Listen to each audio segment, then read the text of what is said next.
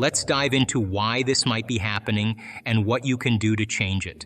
You might be wondering why your manifestation efforts aren't working. If you've been trying to attract what you want into your life but haven't seen the results you were hoping for, you're not alone.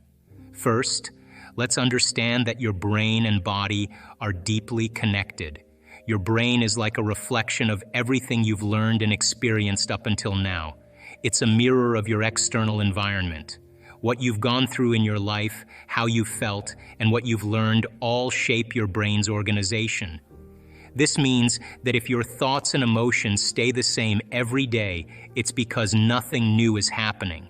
Your brain is stuck in the past, running old programs and patterns. Feelings and emotions are the end result of past experiences. When you feel the same way day after day, it indicates two things. One, you're not introducing new experiences into your life.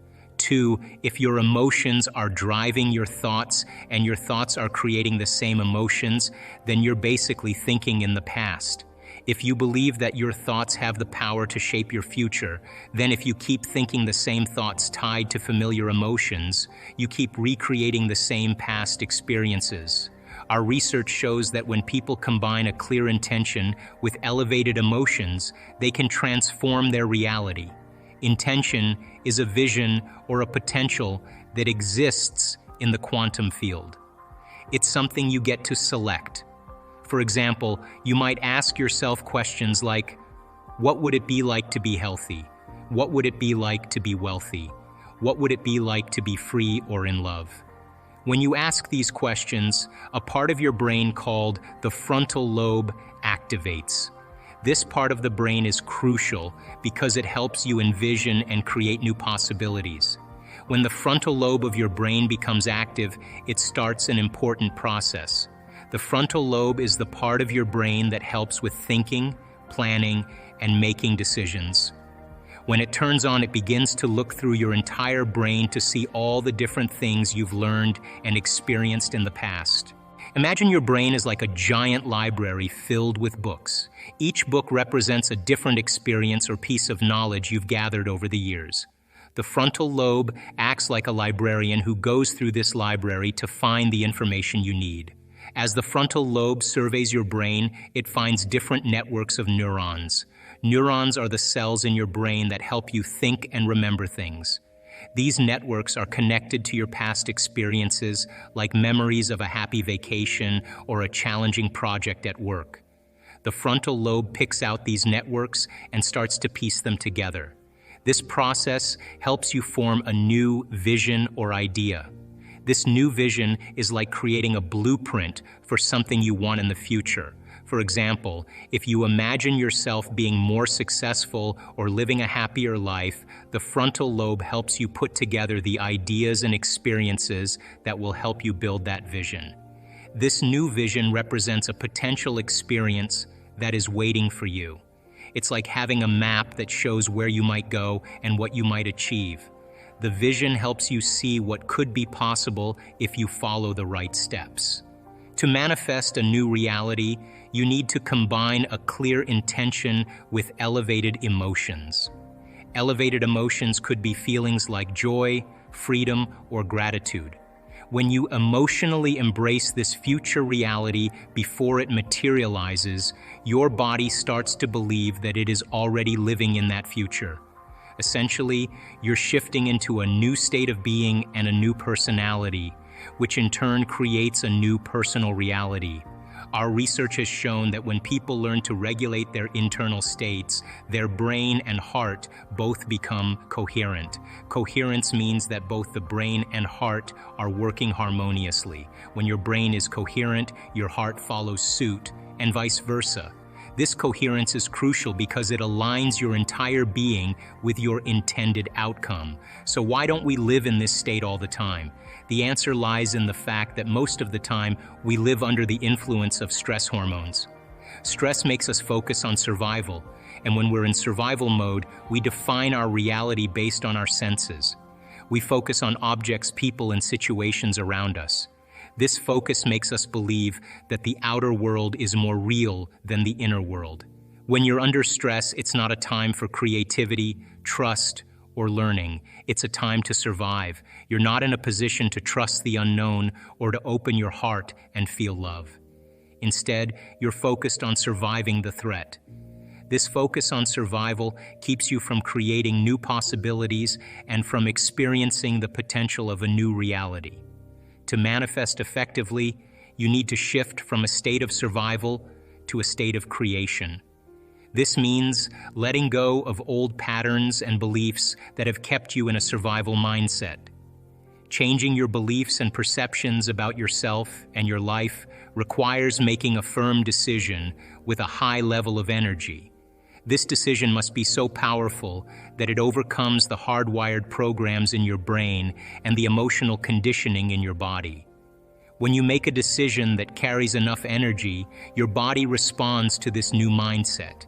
This shift is essential because it means the past no longer controls you biologically. Changing beliefs is not just about thinking differently, it's about feeling differently. Your feelings must match the new reality you want to create. Let's talk about the idea of being a victim.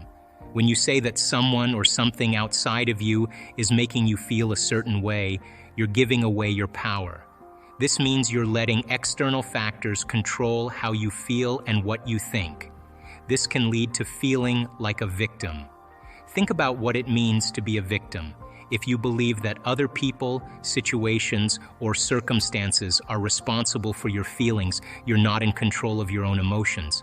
For example, imagine you had a tough day at work and you say, "I'm upset because my boss is being unfair." By blaming your boss for how you feel, you're giving away your power to your boss. You're letting their actions dictate your emotions. When you let external conditions control your feelings, you're putting yourself in a position where you feel helpless. If your happiness depends on other people's actions or situations, you're not in control of your own life.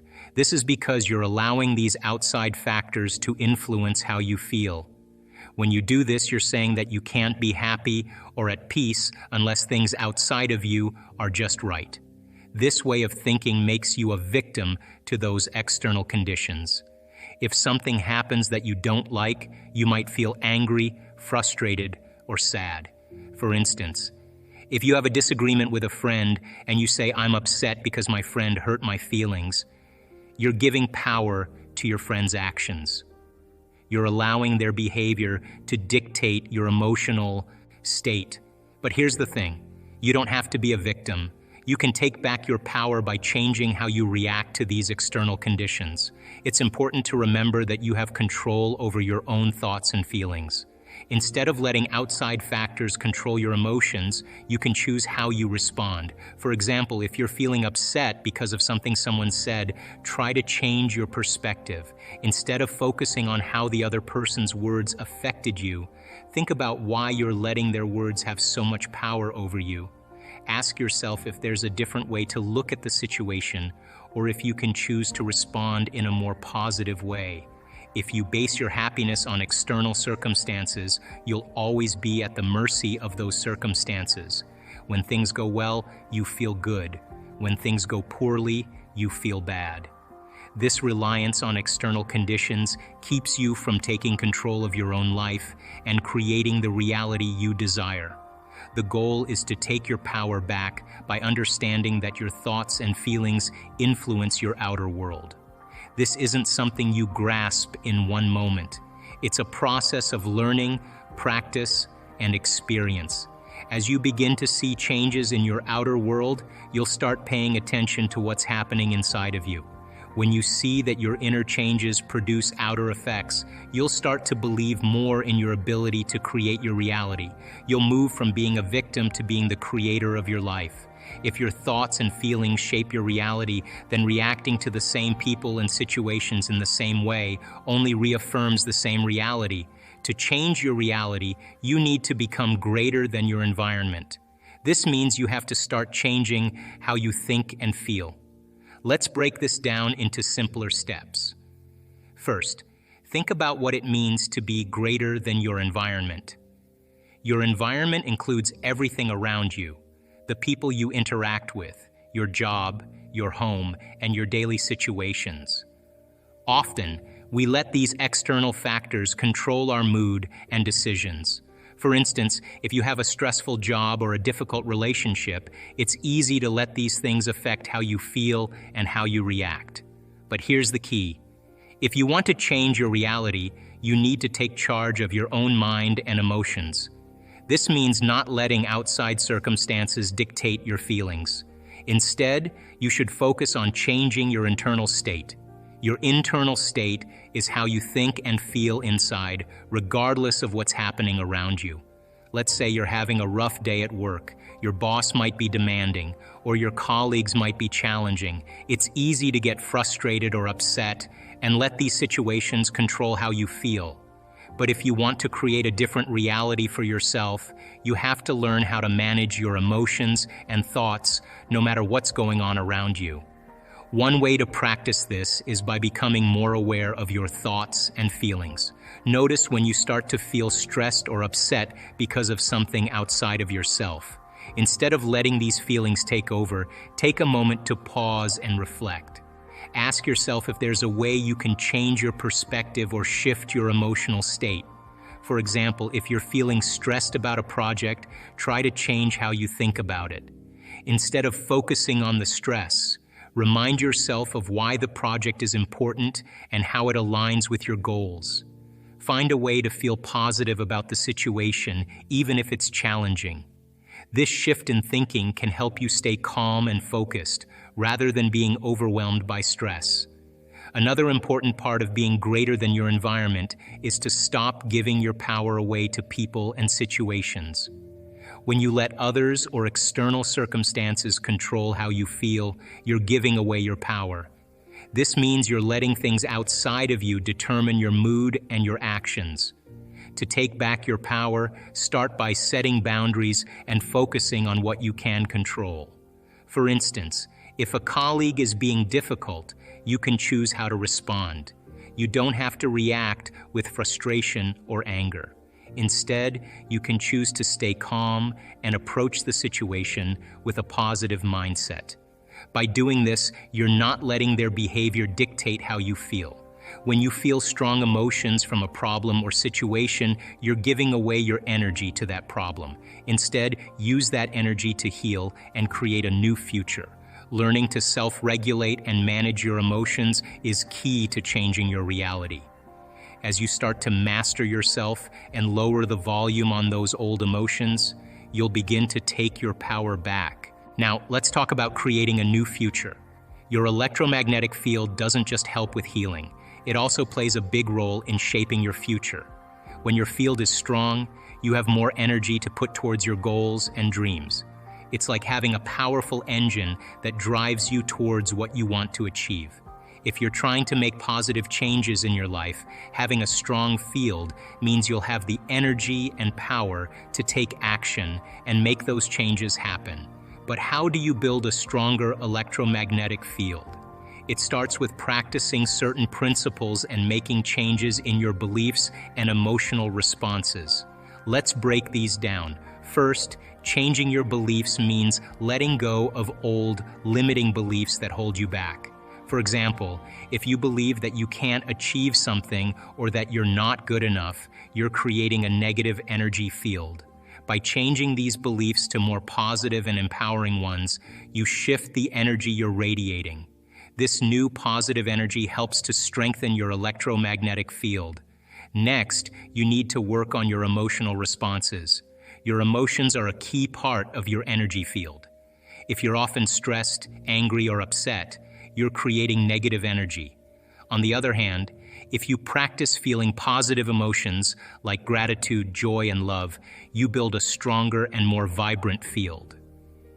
This doesn't mean ignoring problems or pretending everything is perfect, but rather focusing on managing your emotions in a healthier way. By combining these practices, changing your beliefs, and improving your emotional responses, you start to see real changes in your life. As you strengthen your electromagnetic field, you'll notice that you have more energy and power to create the life you want. This might mean achieving personal goals, improving your health, or finding new opportunities. So, if you're not manifesting the reality you desire, it's likely because you're still operating from past experiences and old emotions. To change this, you need to activate a new vision for yourself. Embrace elevated emotions and shift your state of being. To change in my life, or I have a specific outcome that I want to create, I love to get up early in the morning. That's my time. I'm a 4:30 in the morning guy because that's my time. The rest of the day, I'm serving.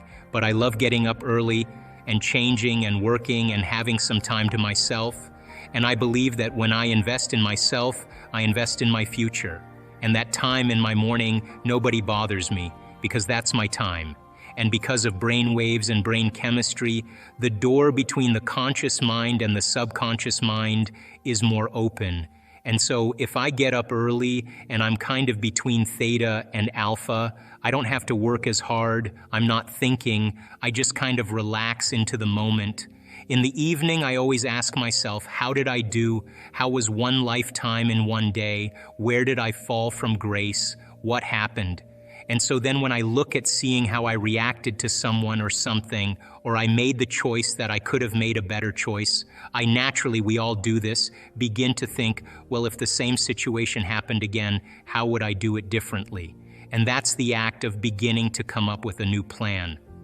The act of rehearsing it in your mind begins to install the circuits in your brain, priming your brain so that when the next experience happens, you could modify your behaviors and do a better job in life. That's called plasticity. If you decide, okay, if I'm taking time out of my busy life to emulate the divine creator, then if I'm going to create something unlimited, I better feel unlimited. If I'm going to do something magnificent, I have to become magnificent. And if you keep doing that over and over again, it will begin to become more readily available to you. It'll get easier. And so when we're in that energy all the time, that's when the synchronicities and the serendipities and all those wonderful coincidences begin to happen.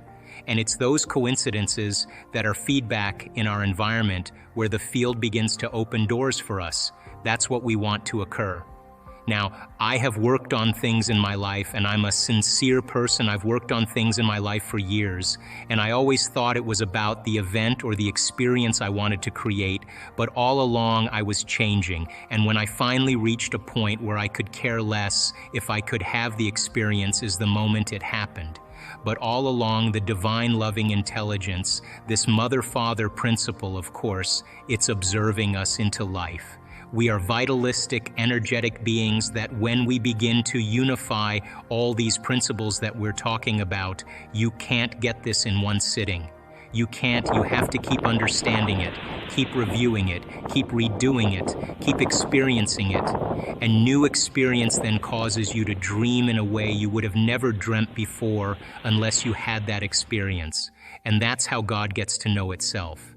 So then I don't care what meditation you do, I just like the fact that you're connecting. And the more you connect, the more whole you feel, the more natural it becomes.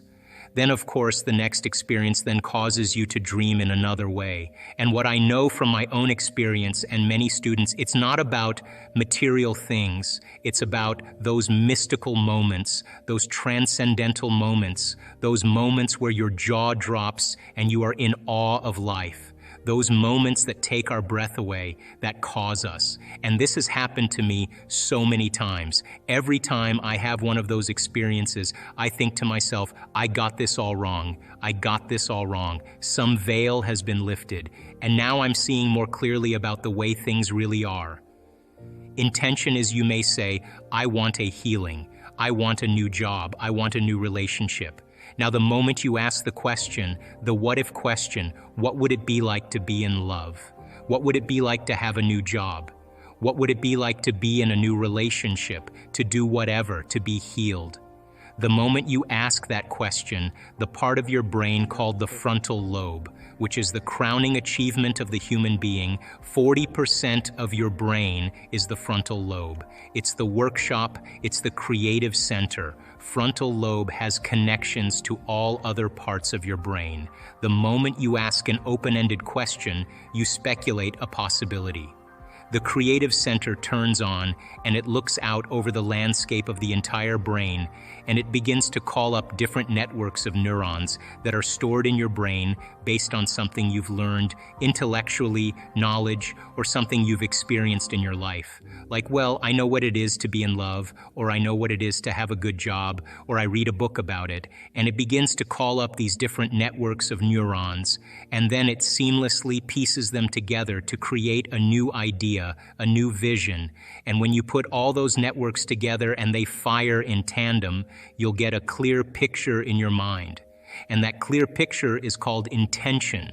Now, the more you have conditions or the more you have specifics about that job, like for example, I want to make this amount of money more a year, I want to have health benefits, I want to have 3 weeks vacation, I want to travel, I want to work with great unlimited creative people. That all is the elements that help to add to that vision.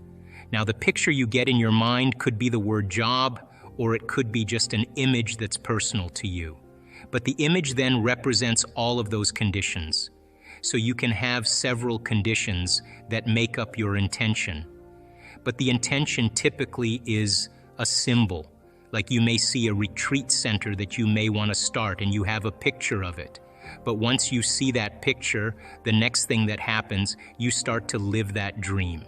The moment you start to take that dream and it turns into a living motion picture, now you're in that imaginary place. What happens is the moment it starts taking on form and it starts taking on time, you start to experience it. And all the things you're going to do, you're actually living in that future. And your brain does not know the difference between the actual event that takes place in your life and what you're imagining in your mind. We call it mental rehearsal in my work. But you're literally rewiring yourself to the future. Now your brain is no longer a record of the past. And when you stretch yourself past that point and you break free from the chains of those emotional addictions, the side effect of that is called joy. And the body is liberated from that level of mind. And when that happens, there's available energy to create with. And so when you break through that, you begin to love yourself. You begin to respect yourself, and you begin to love and respect others because you see yourself in them. And now that you're free from it, you can understand them with compassion without knee-jerking in the same way. So the difficulty here is really making the time to do it. And if you began to think about a new way of being and you moved into a state where you said, I'm not going to get up until I am this person. And not only did you memorize it neurologically in your brain, but you allowed the thoughts that you were thinking to become the experience to the point that your body, as the unconscious mind, began to live in that future reality in the present moment. And when you got up, when mind and body were working together in that state of being, and you said, I'm going to maintain the state of being my entire day, and I don't care. Bring on the challenges because I want to test my greatness. And you did that the entire day. The end of your day, when you finished your day, more than likely you'd have more energy than when you started. The literal translation of the word meditation in Tibetan means to become familiar with. The symbol means to become familiar with. So if you're becoming conscious of or familiar with your unconscious self to the point you're so conscious of your unconscious thoughts, so familiar with your unconscious habits, and so aware of your emotions that you would never let them go by unnoticed by you. There's no chance for you to return back to the old self to know thyself.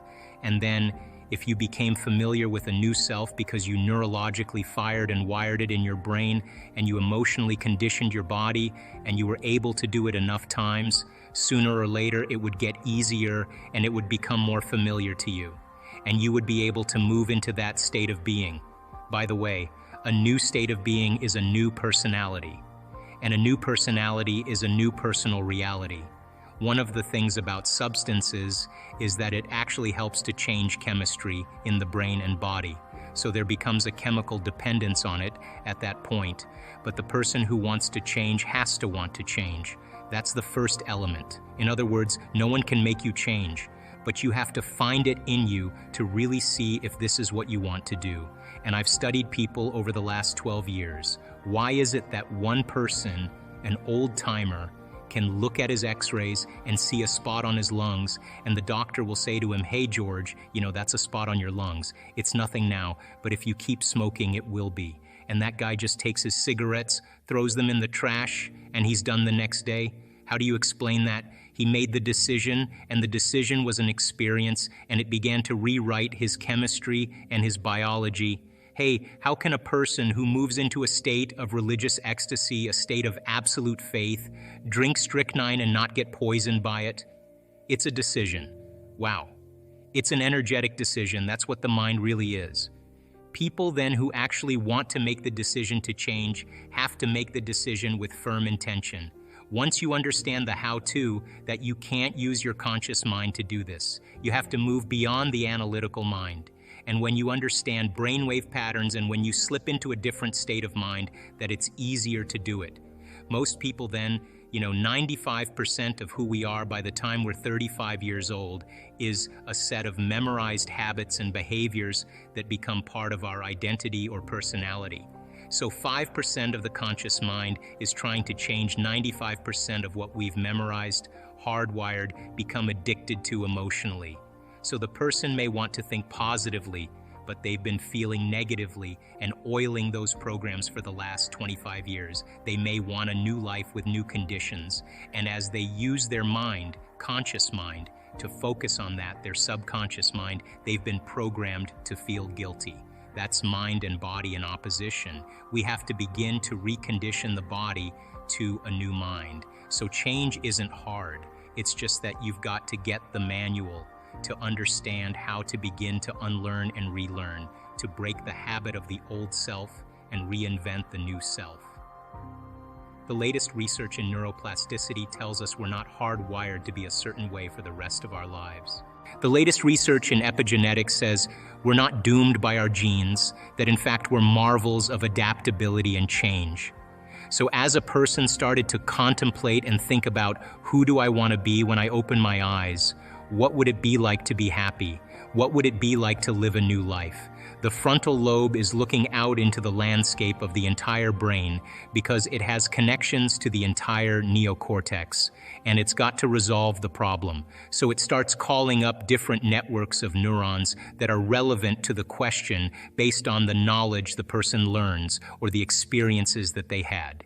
And it begins to seamlessly piece together this new understanding, and that's called intention. And so if you're reading a book about how to become more happy, or if you're reading a book on how to be a leader in your life, or you're studying the process, every time you learn something new, you add new connections to your brains and raw materials for you to imagine even more. The act of mentally rehearsing begins to install the neurological hardware in your brain to look like it's already happened. Now, the brain is typically a record of the past, but the moment we install the neurological hardware, it becomes a map to the future, and you keep doing that, the hardware becomes a software program, which means you start thinking like a genius, you start acting like a happy person, because there's no mystery there because you installed the circuits. And then these people didn't wait for their wealth or their health to feel gratitude and to feel empowered or to feel love, a love for life. They began to feel those emotions ahead of the experience, and their body, is the unconscious mind, doesn't know the difference between the experience and their life that creates the emotion and their emotion that they're creating by thought alone. The body's believing it's living in the future, in the present moment. And the stronger the emotion that they felt, the more they're going to pay attention to the thoughts they're thinking. And now all of a sudden they're changing their biology from living in the past present reality to living in the future present reality. And I was so intrigued by this process that I went back to school to study neuroscience because it was the answer in the internal process of rehearsing and imagining. They had long moments where they lost track of time and space, where when they opened their eyes, they thought it was maybe 15, 20 minutes later, and it was an hour and 15 minutes later.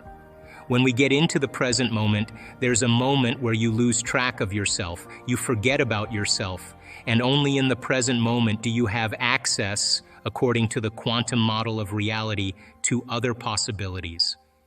And when you're truly in the present moment, the generous present moment. That's the moment then that you are no longer living in the familiar past or the predictable future. And in order for us to change, I realize that we have to get beyond our environment. And what's our environment made of? People, husbands, kids, bosses, objects, things, places.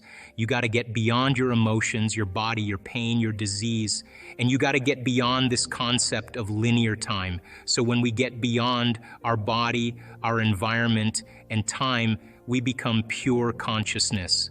And now that consciousness can begin to connect to the consciousness of the field.